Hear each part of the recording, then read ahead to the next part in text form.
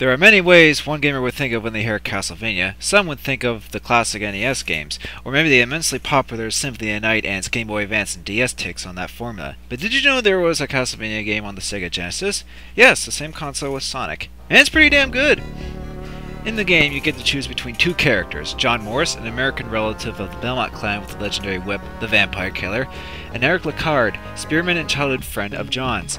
John, of course, uses the trademark whip, but he can also whip up while jumping, and use his whip to swing onto things and cross large gaps. Damn, I didn't think the Vampire Killer had such a cohesive event that could stick to ceilings and ledges. Eric can aim upwards both straight up and diagonally with his spear while on the ground, and he can utilize a super jump by crouching for about 1 second to reach high areas. Plus, he can spin his spear, which is just plain awesome. I usually prefer Eric over John, as it seems Eric has better moves and abilities to me. Because of their abilities, certain areas have alternate routes, depending on which character you choose, adding some replay value to the game. According to the manual, John and Eric must stop the resurrected niece of Dracula from resurrecting Dracula himself. Seems like Castlevania likes to resurrect something for the sake of Castlevania sequels, don't they? The game plays and controls very similar to the other older style Castlevania games. The default controls is A to attack with your whip or spear, B to jump, and C to use sub-weapons. But there only seems to be 3 in the game: the axe, the holy water, and the new sub-weapon, the blade boomerang. Where's the throwing knife, cross, and stopwatch? Oh well. In order to use sub-weapons in previous Castlevania games, you need to use hearts that you find in candles along with sub-weapons. Only in this game you don't collect hearts, you collect gems? What are those? Oh, they're called jewels. Whatever. It does make a little bit more sense that jewels are used for your sub-weapons instead of hearts. Although hearts is what you use traditionally in all the other Castlevania games. Well, whatever. It doesn't affect the game in any way. You can also press up then C to do a special attack with your sub-weapon. The type of special attack depends on the sub-weapon you have, and they use up more jewels than a regular sub-weapon attack. Along with sub-weapons and jewels, you also find other items in candles in hidden areas, such as coat of arms as the manual calls them, that upgrades your weapon, bags of money for points, mutton chops for health, one-ups, which is surprising to find in a Castlevania game, mirrors, which do the same thing as the cross did in previous games, eliminate all on-screen enemies. Not sure why it's a mirror this time though. Meh. And there's spellbooks, which can power you up. Speaking of which, as you upgrade your character a 4th timer with a spellbook, he can release a powerful special attack. However, you'll lose it if you get hit, or if you take another sub-weapon. The main goal of the game is to go from left to right, clearing enemies as you go. These enemies range from traditional enemies such as bats, skeletons, bone towers, and Medusa heads, as well as new enemies like minotaurs that can use the environment against you.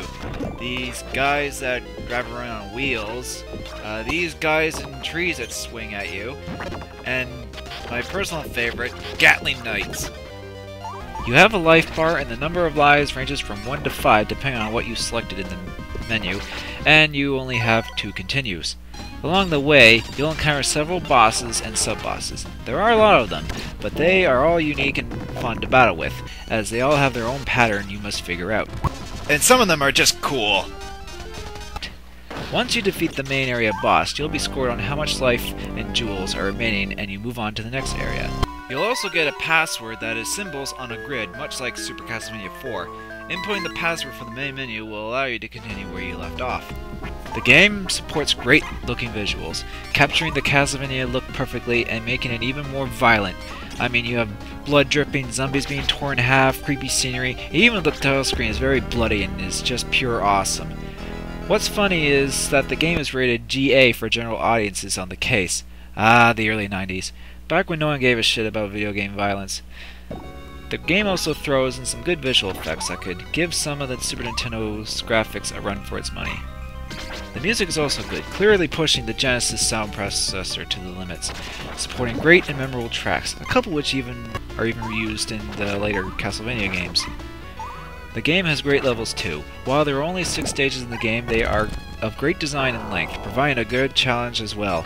There are even levels with obstacles that can even harm enemies as well. Heh, dumbasses. You'll start out in the ruins of Dracula's castle, then to Atlantis, which has some great water effects and a well-designed rising water and descending water areas.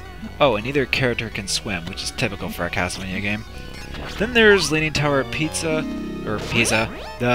Then there's a German factory, which plays much like a clock tower level in the later half with all the gears and whatnot, which is also my personal favorite music in the game.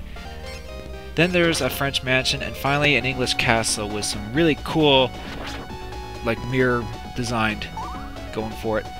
Also, so overall, there are a lot of great locales, and it offers some nice level variety as John and Eric traverse all over Europe to track down Dracula's niece. And Dracula himself, of course. The game is a great addition for the Sega Genesis and is a worthy game of the Castlevania franchise. While it is shorter than the others, it still offers a lot of unique aspects for all hardcore Castlevania players. The only other disappointment to the game is that its lack of sub-weapons. But I still give this game a 9 out of 10. This is Blonde Guy Gamer. Thank you for watching.